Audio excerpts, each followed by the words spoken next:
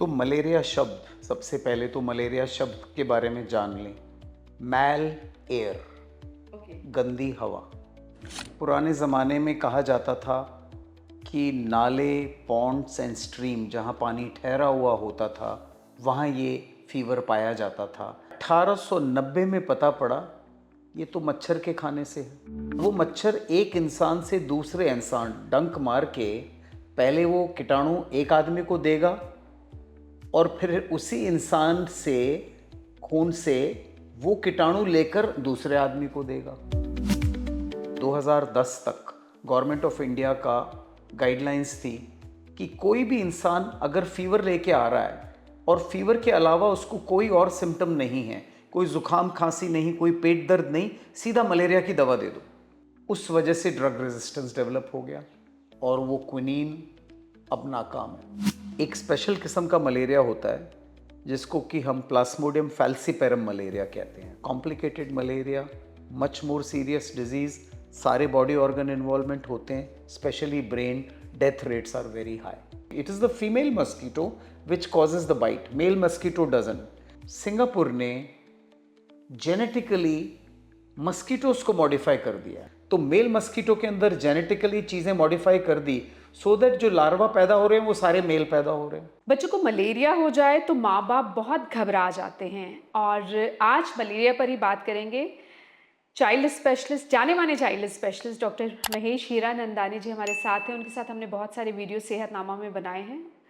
Malaria पर आज उनसे बात। Welcome sir. बहुत सारे वीडियोस हैं आपके साथ और बहुत पॉपुलर भी हैं, बहुत पसंद भी किए जा रहे हैं और बहुत सारे उसमें सवाल भी होते हैं। तो मुझे लगता है सारे टॉपिक्स मुझे आपके साथ कवर करने चाहिए धीरे धीरे, जो हम कर रहे हैं। मलेरिया भी बच्चों में बहुत कॉमन है सर। तो मलेरिया शब्द, सबसे पहले तो मलेरिया शब्द के बारे में जान लें। मैल एयर, ओके। गंदी हवा। पुराने ज़माने में कहा जाता था कि नाले, पॉन्ड्स एंड स्ट्रीम जहाँ पानी ठहरा हुआ होता था वहाँ ये फीवर पाया जाता था और लोगों ने कहा ये बुरी हवा जो है इस गंदे पानी की, उससे मलेरिया नाम पड़ गया। 1890 में पता पड़ा ये तो मच्छर के खाने से है। मच्छर के अंदर ये मलेरिया का कीटाणु पाया जाता है और वो मच्छर एक इंसान से दूसरे इंसान डंक मार के पहले वो कीटाणु एक आदमी को देगा और फिर उसी इंसान से खून से वो कीटाणु लेकर दूसरे आदमी को देगा। तो मच्छर एक कैरियर बन गया, वेक्टर बन गया। वेक्टर बोर्न डिजीजेस कहा जाता है। मच्छर है जो एक आदमी से दूसरे आदमी में इस बीमारी को फैलाता है। मलेरिया के लिए वैसे मलेरियल पैरासाइट का डेड एंड ह्यूमन बीइंग है, मतलब मच्छर ने काटा, इंसान को मलेरिया हुआ, वो मलेरिया दूसरे इंसान को सिर्फ हाथ लगाने से नहीं हो सकता, वो मस्कीटो बाइट से ही होगा। तो दैट मीन्स जो सबसे क्रिटिकल कंपोनेंट है वो है मच्छर। तो डेंगू भी मच्छर से होता है और मलेरिया भी मच्छर के काटने बहुत से सारी होता है। और बीमारियां हैं जिनमें मच्छर होता है। जैपनीज एंसेफ्लाइटिस भी मच्छर से होता है। तो मच्छर is a vector borne disease और इसीलिए गवर्नमेंट, आपने सुना होगा लाउड स्पीकर पे म्युनिसिपल कॉरपोरेशन की एक वैन सी आती है और कहती है पानी खड़ा ना होने दें, फ्रिज के पीछे वाला पानी निकालें, कोई टायर के अंदर फॉगिंग पानी ना होती हो, है। एंड फॉगिंग करते हैं। बिकॉज मच्छर ख़त्म कर दिया तो मलेरिया नहीं पर होगा। हमारे पर कहाँ मुल्क मच्छर में ख़त्म मच्छरों की भरमार है। तो अब मच्छर के काटने से मलेरिया हो जाता है, किसी को भी हो सकता है। किसी को, बच्चों में किसी भी बच्चे को, बच्चे बाहर किसी, खेल रहे हैं, घर में हैं। कोई भी उम्र इम्यून नहीं है। राइट। न्यूबॉर्न बेबी से लेके 100-year old person, anybody can get malaria. तो डायग्नोस कैसे होता है कि ये मलेरिया है बच्चे को? मलेरिया फीवर में होता क्या है? तो मस्कीटो बाइट हुआ।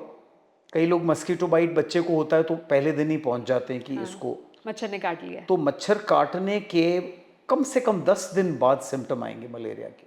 10 दिन तक वो जो मच्छरों, जो आपका जो वेक्टर प्लास्मोडिया है, जो वो अंदर मल्टीप्लाई होता रहेगा। इंक्यूबेशन की। ब्लड से लिवर में मल्टीप्लाई हुआ, वापस ब्लड के अंदर आया और ऑल ओवर फिर सारे बॉडी ऑर्गन्स में चला गया। 10 दिन लगेंगे इस पूरी साइकिल को ख़त्म होने में। 10 दिन बाद फीवर आएगा और मलेरिया का फीवर तो फेमस है, बहुत हाई ग्रेड होता है। ठंड लग के आता है, बॉडी एक्स होते हैं, हेडेक होता है, वॉमिटिंग होती है, नौजिया होता है, थोड़ा पेट में दर्द होता है। कितना हाई ग्रेड ठंड फीवर? लग के फीवर अगर आया, अगर मरीज ने आके बोला ठंड लग के आ रहा है, सबसे पहला काम मलेरिया का टेस्ट करवाना। फीवर की ग्रेड का कोई लिमिट नहीं है, 104, 105, 106 कुछ भी हो सकता। मलेरिया में? बिल्कुल। राइट, तो टेस्ट कौन सा होता है फिर अगर इन सिम्टम्स के साथ बच्चे तो आते हैं? आज से करीब 15 साल पहले 2010 तक गवर्नमेंट ऑफ इंडिया का गाइडलाइंस थी कि कोई भी इंसान अगर फीवर लेके आ रहा है और फीवर के अलावा उसको कोई और सिम्टम नहीं है, कोई जुकाम खांसी नहीं, कोई पेट दर्द नहीं, सीधा मलेरिया की दवा दे दो, बिना जांच किए सीधा मलेरिया की दवा दे दीजिए। ये गवर्नमेंट की गाइडलाइंस थी। अच्छा। उसका क्या क्या उसका निष्कर्ष निकला? सालों तक हमने, और ये 1970 से लेके 2010 तक की बात है, सालों तक हम लाखों लोगों को दवा देते रहे। 5 पैसे की गोली थी, क्विनाइन क्विनीन की की? गोली दे दी, खाओ जी। वो चाहते थे कि malaria is a simple diagnosis, malaria is a simple disease, उसका इलाज 1 रुपए में होता है, उसको ट्रीट करके पासे किया जाए, ब्लैंकेट ट्रीटमेंट। वहीं गलती हो गई। जब उन्होंने ब्लैंकेट ट्रीटमेंट दिया लाखों लोगों को जिनको मलेरिया नहीं भी था, उस वजह से ड्रग रेजिस्टेंस डेवलप हो गया और वो क्विनीन अब नाकाम है, अब काम नहीं आ रही। 2010 के बाद जब मलेरिया के केसेस फिर बढ़ने लगे, लाखों केसेस होते हैं अभी भी, आज से अगेन 15 साल पहले हमारे पास जो number of cases which were reported, क्योंकि मलेरिया इतनी कॉमन बीमारी है, रिपोर्टिंग भी नहीं होती। कहाँ झारखंड के किसी छोटे गांव में किसी को मलेरिया हुआ, क्या रिपोर्टिंग होगी उसकी? उत्तर प्रदेश के किसी छोटे गांव में क्या रिपोर्टिंग होगी? वहाँ प्राइमरी हेल्थ सेंटर ही नहीं है, कोई हेल्थ वर्कर ही नहीं पहुंचा, तो डायग्नोसिस कैसे बनेगा?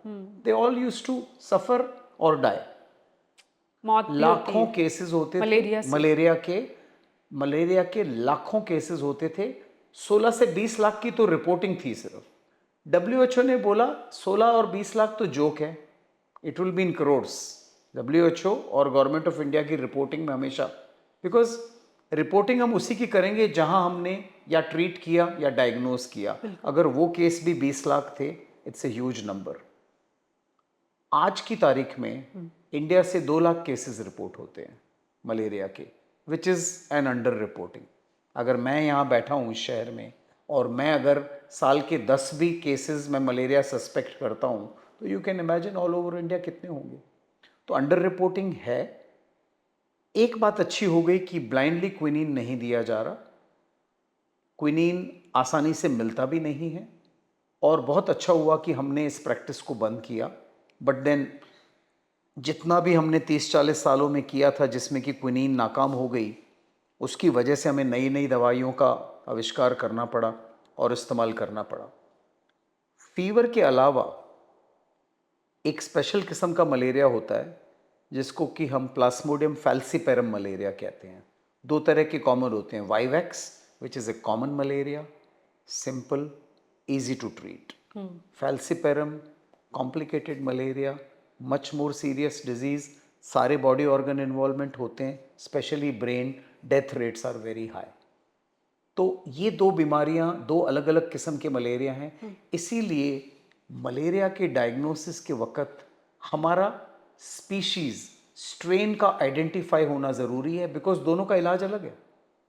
आप दोनों को सेम ट्रीटमेंट से ट्रीट नहीं तो कर वो सकते। टेस्ट से पता चल जाता है कौन सा मलेरिया है? सो पुराने ज़माने में simple blood smear exam, blood की फिल्म एग्जामिन करते थे, और इतने बढ़िया टेक्नीशियन, आज भी इस शहर में 2-3 टेक्नीशियन हैं जो कि स्मीयर से, पुराने टेस्ट से, 100 साल पुराना टेस्ट, 150 साल पुराने टेस्ट से मलेरिया का डायग्नोसिस करते हैं, फोटोग्राफ डाल के भेजते हैं, सर ये मलेरिया, ये स्ट्रेन है।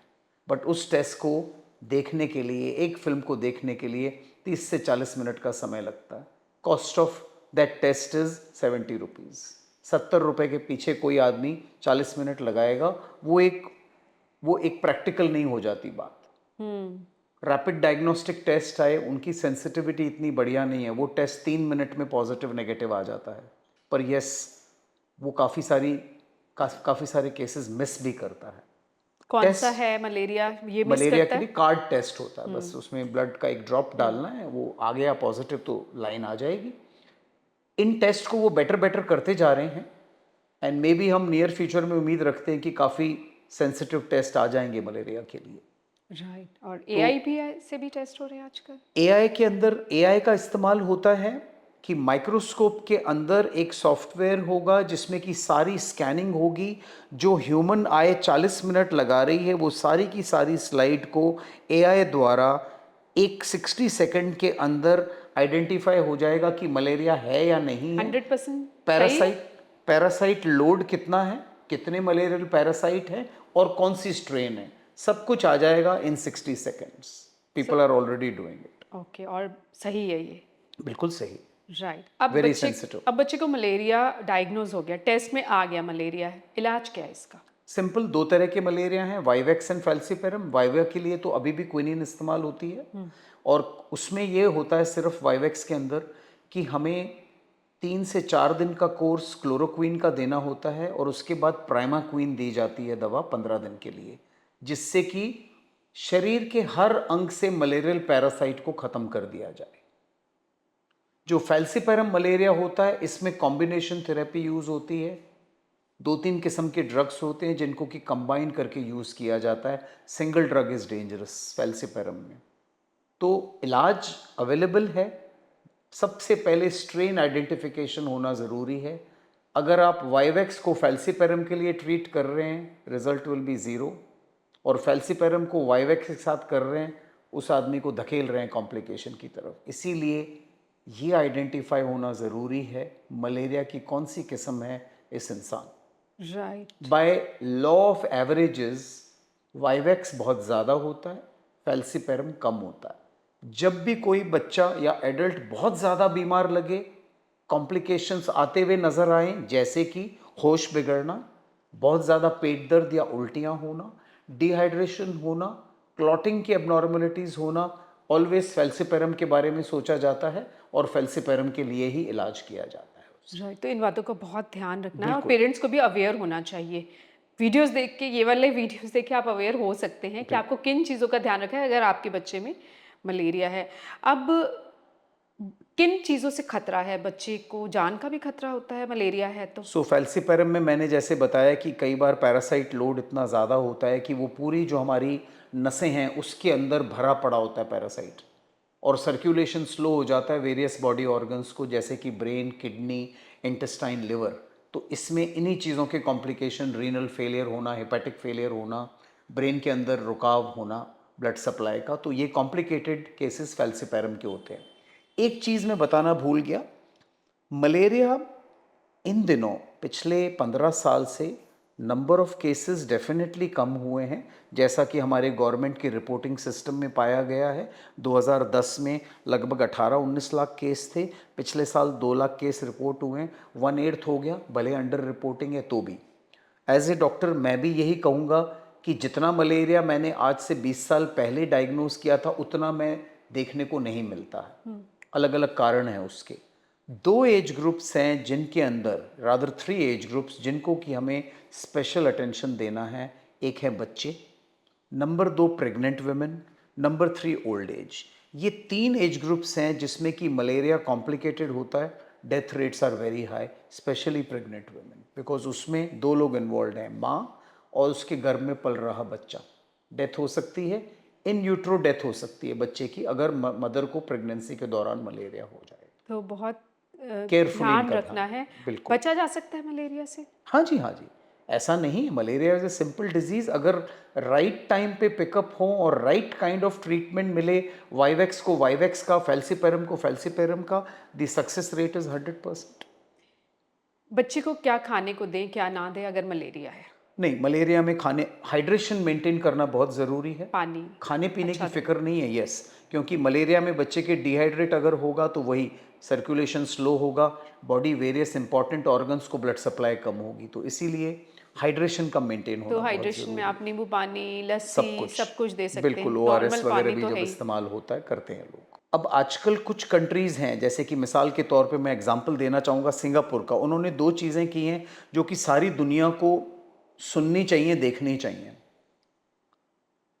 क्लाउड एनालिसिस करके, वेदर प्रिडिक्शन करके वो आपको ये बता पाएंगे कि किस सीज़न में मलेरिया की उम्मीद है। मान के चलें मॉनसून होगा, मॉनसून के दौरान या मॉनसून के बाद पानी खड़ा होगा, मलेरिया होगा ही होगा। डेंगू सो मलेरिया दोनों। उन्होंने सैटेलाइट इमेजिंग द्वारा वेदर प्रिडिक्शन करके प्रिडिक्ट कर दिया कि सितंबर के महीने में हमारा एक मलेरिया का एपिडेमिक आएगा ही आएगा। नंबर 1, तो वेदर के द्वारा आपने लोगों को सावधान कर दिया, अवेयर हो जाए। अवेयर कर दीजिए, ऑल नेसेसरी प्रिकॉशन ले लें। आप अगर मस्कीटो के बाइट से बच सकते हैं तो मलेरिया नहीं होगा। मस्कीटो के बाइट से कैसे बचें? नेट होते हैं, स्पेशली गांवों में जो लोग खुले में सोते हैं या घर में भी सोते हैं, नेट होते हैं, उन नेट पे केमिकल होता है एंटी मस्कीटो, उसको लगा के नेट को चारों तरफ, सो दैट मस्कीटो पास ही नहीं फटकेगा। मस्कीटो रिपेलेंट मिसाल के तौर पे ओडोमॉस एंड ऑल आउट इस्तेमाल होता है, मस्कीटोज को दूर रखता है। पानी को खड़ा ना रहने दें, मस्कीटो बाइट से प्रिवेंशन हो गया तो मलेरिया से प्रिवेंशन हो गया। अब आ गया, क्या मलेरिया दूसरी बीमारियों की तरह वैक्सीन प्रिवेंटेबल है? तो सालों से, पिछले 50 सालों से मलेरिया की वैक्सीन का रिसर्च चल रहा है। अब 2 वैक्सीन आ गए हैं, WHO ने उनको अप्रूव कर दिया है, and they will definitely reduce the incidence of malaria. Malaria के अगेंस्ट वो प्रोटेक्शन है। इससे एक स्टेप आगे सिंगापुर ने जेनेटिकली मस्कीटोज को मॉडिफाई कर दिया है। तो what they have done is, male mosquitoes को उन्होंने स्पेशल जेनेटिक टेक्निक द्वारा उनको एक बैक्टीरिया उनके अंदर जो है पास ऑन करके, तो जब मेटिंग होती है तो जो लार्वा निकलते हैं उनके, they are able to control those larva, plus female mosquitoes की ब्रीडिंग नहीं। It is the female mosquito which causes the bite, male mosquito doesn't. तो मेल मस्कीटो के अंदर जेनेटिकली चीजें मॉडिफाई कर दी, सो दैट जो लार्वा पैदा हो रहे हैं वो सारे मेल पैदा हो रहे हैं। तो ये कह लीजिए भ्रूण हत्या या आप जेनेटिकली मॉडिफाई कर रहे हैं and only male mosquitoes are getting form. So उसका इकोलॉजिकल क्या क्या फर्क पड़ेगा हमारे वातावरण पर ये नहीं पता, but for the time being female Anopheles mosquito जो कि मलेरिया का वेक्टर है, अगर हमने उसके नंबर पे कंट्रोल पा लिया तो डिजीज पे कंट्रोल पा लिया। मच्छरों पर क्यों नहीं कंट्रोल पा लेते? मच्छरों की बात हो रही है। कि फीमेल मस्कीटोज ही कम हो गए, नंबर ही उनका कम हो गया। तो That is कोशिश the way मच्छरों पर forward. कंट्रोल पाने की है, right. Female foeticide of female anopheles mosquito कर रहे हैं, ये कह लीजिए। अच्छा, जिन बच्चों को मलेरिया हो जाता है, माँ बाप बहुत घबराते हैं, तो उनके लिए मैसेज चाहते चाहते किन बातों का ध्यान रखना है, क्या करना है, क्या नहीं करना? सो क्लियर मैसेजेस, आपके वातावरण में, आपके घरों में नेट, जहां बच्चे सो रहे हैं या आप ओपन में सो रहे हैं, नेट जिनके अंदर स्पेशल केमिकल हो, खेलते कूदते भी हो सकता है। एंड यस, मस्कीटो रिपेलेंट आजकल कहा जाता है, लोग पैचेस लगाते हैं, रोल ऑन लगाते हैं, ओडोमॉस की क्रीम है, ऑल आउट की क्रीम, यस बिल्कुल एब्सोल्युटली इफेक्टिव है। अगर आपने मस्कीटो बाइट को प्रिवेंट कर दिया, मलेरिया आपका नहीं होगा। Thank you so much. और वैक्सीन का इंतजार करें, जब वैक्सीन रिलीज हो जाए और लगाया जा सके।